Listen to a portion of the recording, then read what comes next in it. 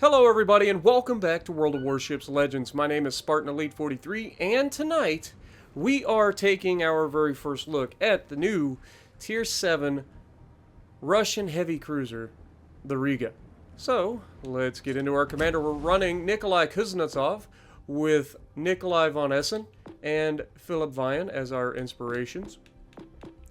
We have Beyond Range, Igniter, Punch Through, Fixated, and Fully Packed as our skills. We are fully upgraded, and we also are running Aiming Systems Mod 1, Steering Gears Mod 2, Steering Gears Mod 3, and we are running Main Battery Mod 3. Loadout. We have the sonar available, we have the radar, and we have the repair party that we're running. Okay. Flag is not community contributor, alpha tester flag, and the victory camo, which I made permanent for this ship.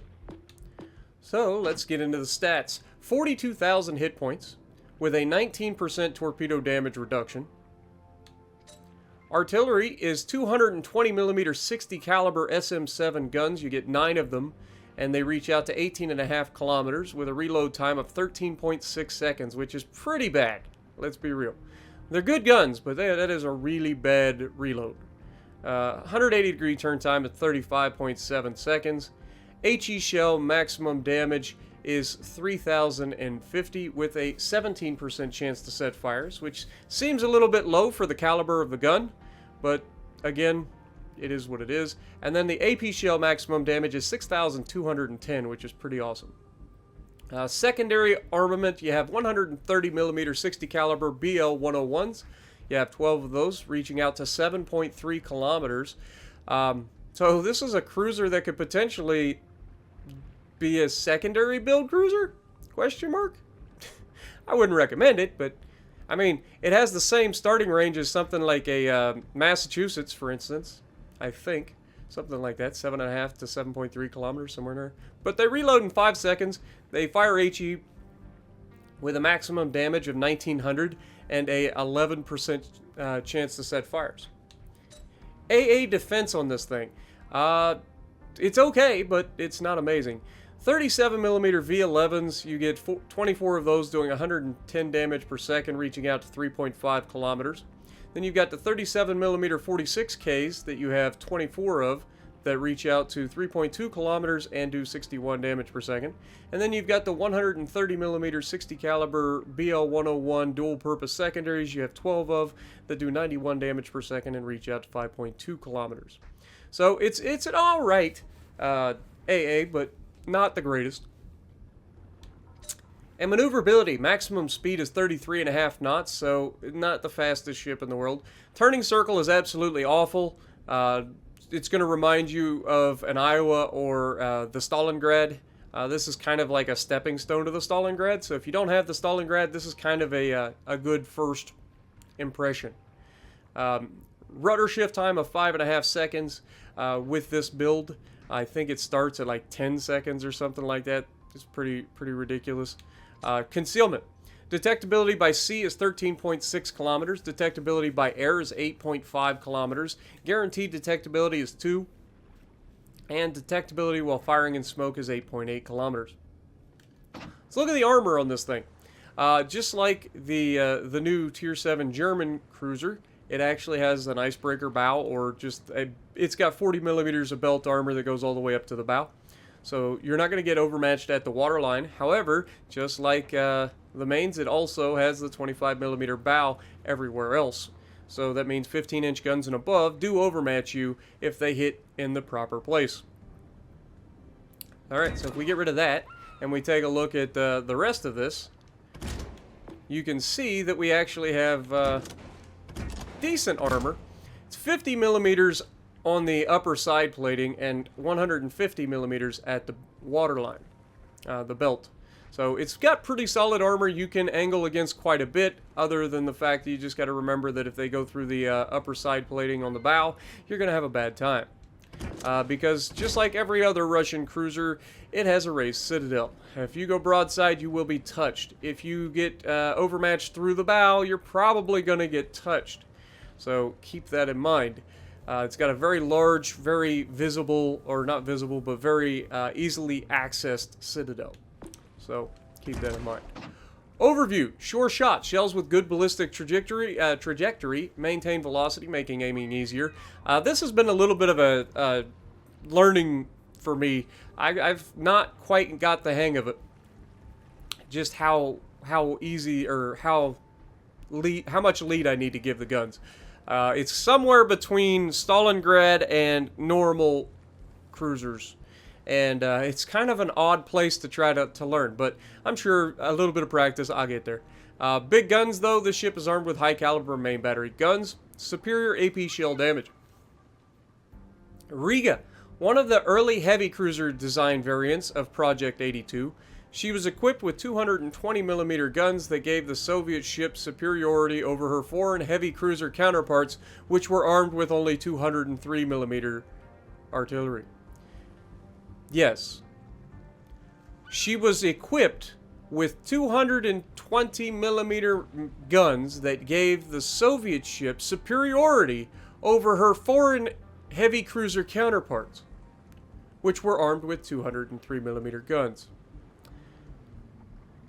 There's just one problem. She was never built. Just like a lot of ships that seem to pop up, especially in the Russian Navy. They were never built. So you can't really say it gave them superiority. You don't know that. It had superior firepower potential, but it was never actually used, so guess what? It's just words. Don't be saying it's superior, because you don't know. How do you know that the 220mm guns were going to be superior to the 203mm guns, say like the Americans? You just don't. It's theory. So she was designed in 1943, but she was never built. So let's take a look at her. I like this camo. I don't use it very often, but I think it does fit this ship pretty well.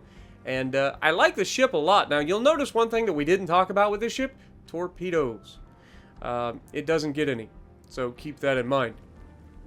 If you like American heavy cruisers, you're going to have a pretty good feel for these. It is a pretty solid ship overall. I don't have any major issues with it other than the fact that it doesn't turn. But if you play the Stalingrad, you know what that's about. So, with that being said, let's get to the gameplay. Alrighty, so we're going to be on Trident, and we're in the Riga. Now, I'm not going to lie to you guys. I screw up in the most ridiculously stupid way that you could ever screw up possible. And it's going to cost me in this game. It's going to cost me dearly. So, with that being said, let's get into the Riga. Now, first of all, I've played a few games in the Riga, and I'll be honest, I don't hate it, which is something considering I hate most Russian cruisers. At least I don't enjoy playing them. I don't mind playing this at all. It's a good balanced ship between AP and HE.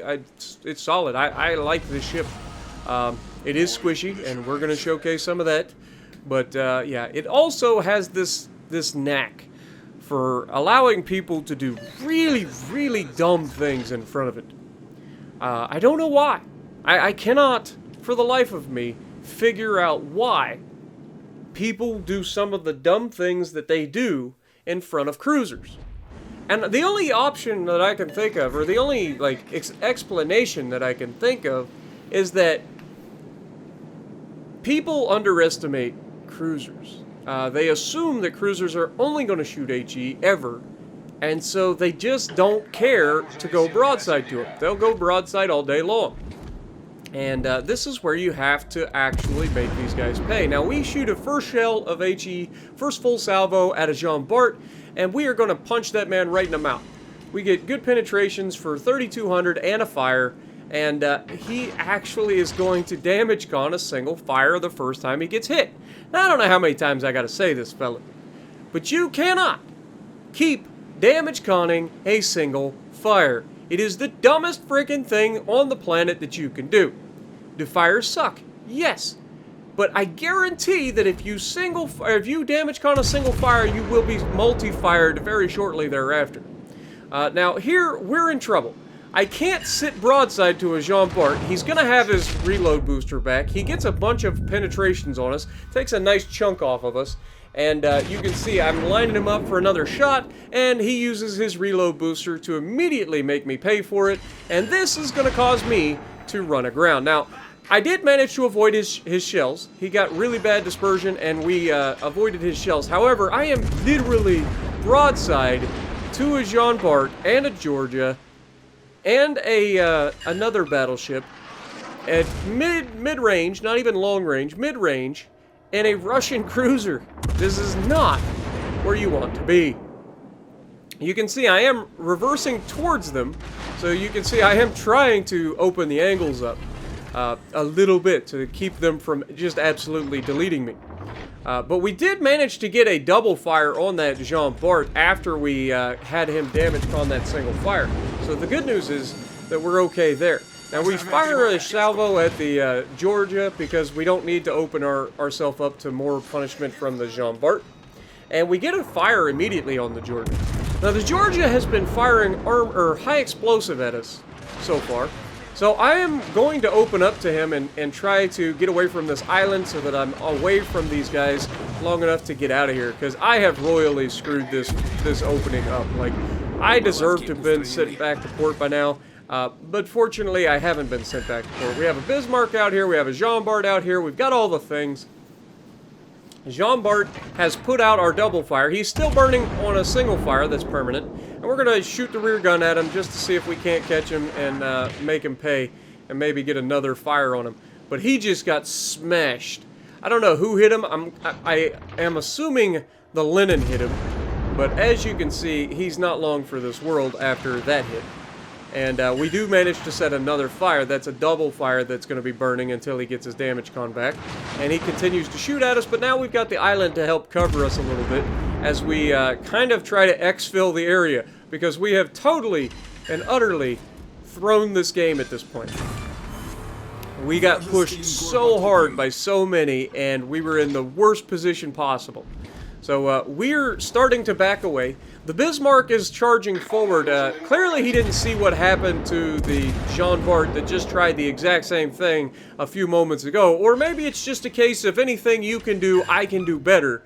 But this Bismarck clearly not getting the memo that this is a bad idea. He's just pushing in to do the exact same thing the Jean Bart did, and guess what? It's gonna have the exact same result.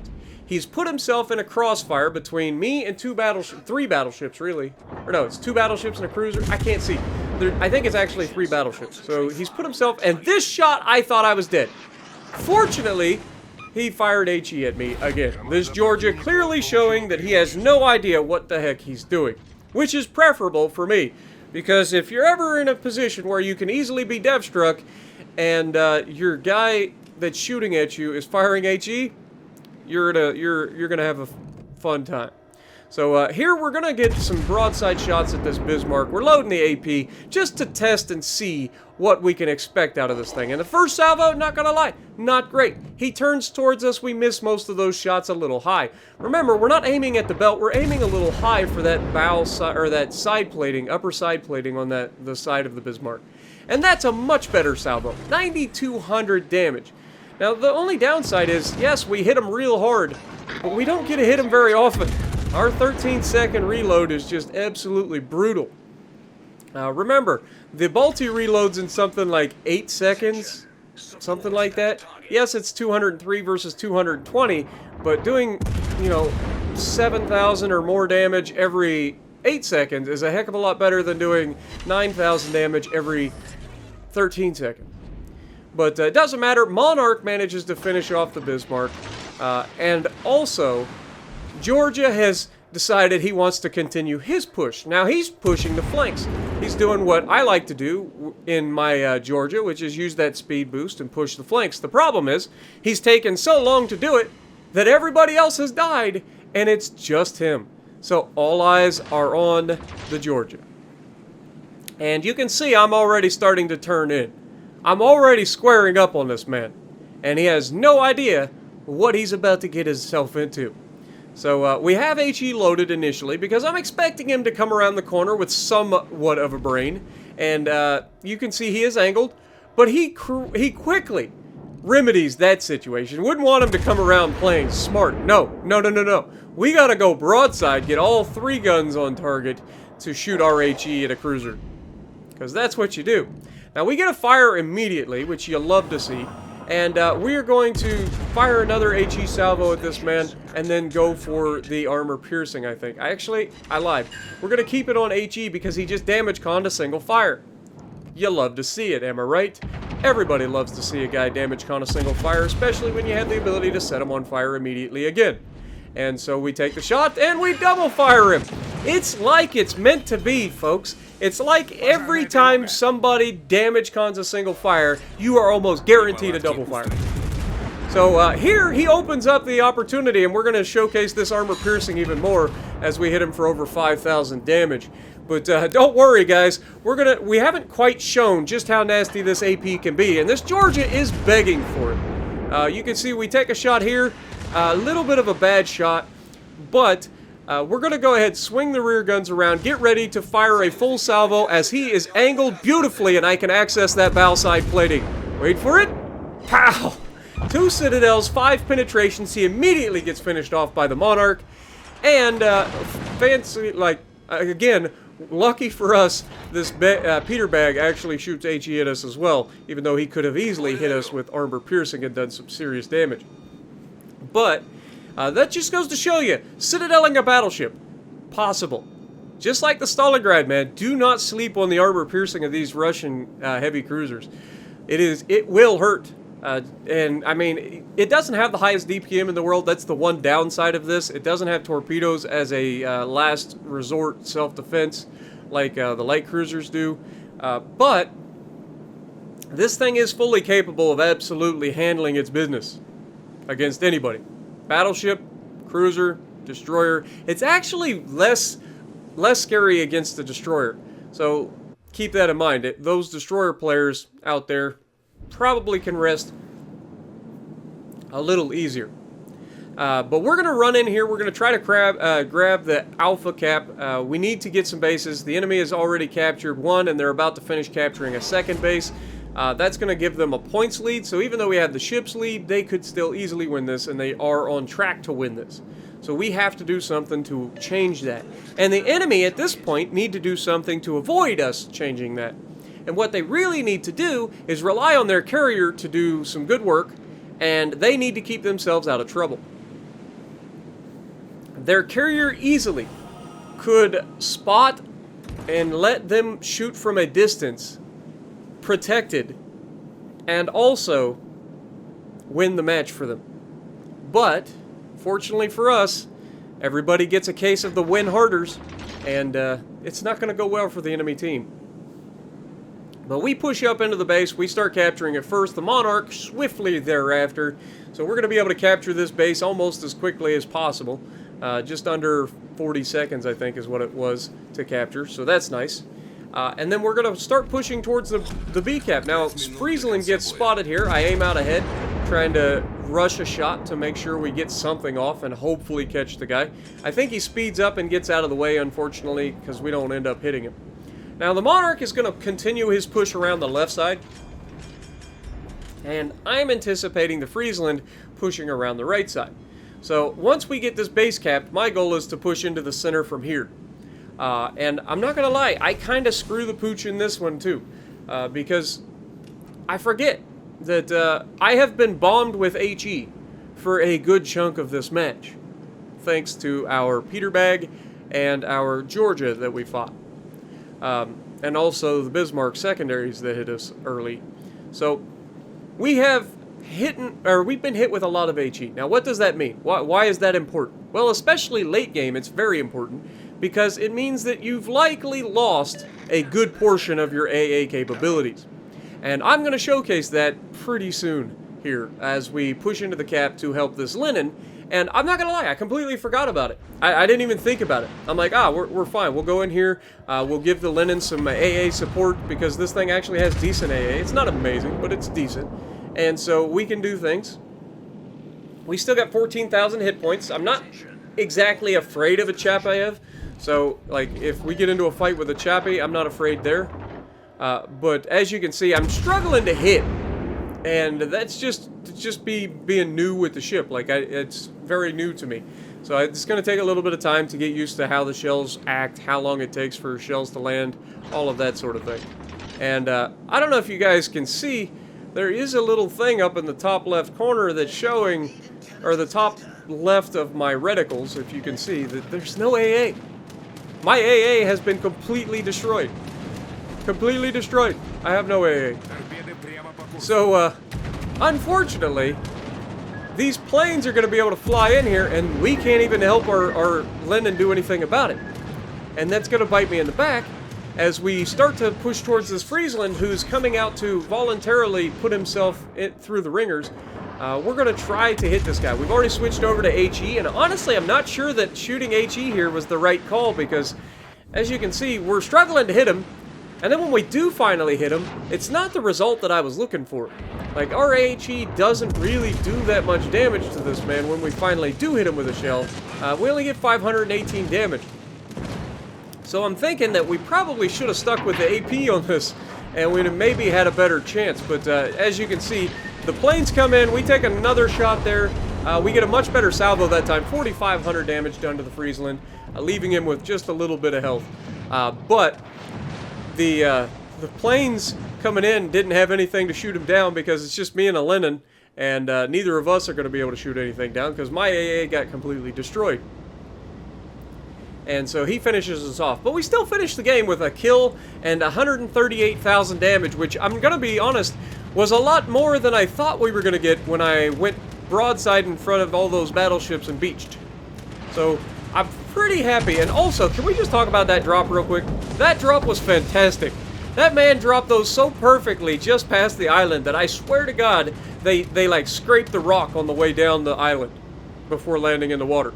But the Lenin is going to go ahead and finish this off. He's going to actually smash this Parsifal. He already punched him once. He's going to get another shot at him, and I think he's going to leave him with just enough, which would be frustrating if you're in the Lenin situation right now. Like, he's got a beautiful look at this Parsifal. Should be an easy kill. Parsifal just punched him, and of course he returns fire with a full broadside and doesn't manage to kill the carrier, which you just gotta love. But it doesn't matter, because in a few seconds he's going to be loaded and he's going to do it again. And this time he is going to kill the carrier. And our team managed to capture 2 bases. The enemy still has the lead though. Look at the points lead. There's very little time left. So at this point, the enemy could easily still win this. That kill on the carrier clutched this match. And then, of course, the Friesland opens fire, trying to burn down, I can only assume it is the Scharnhorst, or maybe it's the aircraft carrier. That's what it is. I think it's the aircraft carrier moved up into Bravo. But it doesn't matter. The enemy Parsifal gets his high caliber, and our Lenin here is going to reach out and touch this man and secure the win. So, another lesson in not winning harder, guys, for real. Those guys could have just disappeared and not lost the match. They could have, but they didn't. And we get second on the team. Well done to the Lenin for his 4 kills, just shy of a Kraken. 3,100 base for him, 2,939 base for me. So pretty solid game. Also, Yogurt Pancakes, a little shout out to him. He watches the channel. So if you like what I'm doing, punch the like button, leave a comment below, subscribe to the channel if you haven't already, and as always, I will see you in the next video.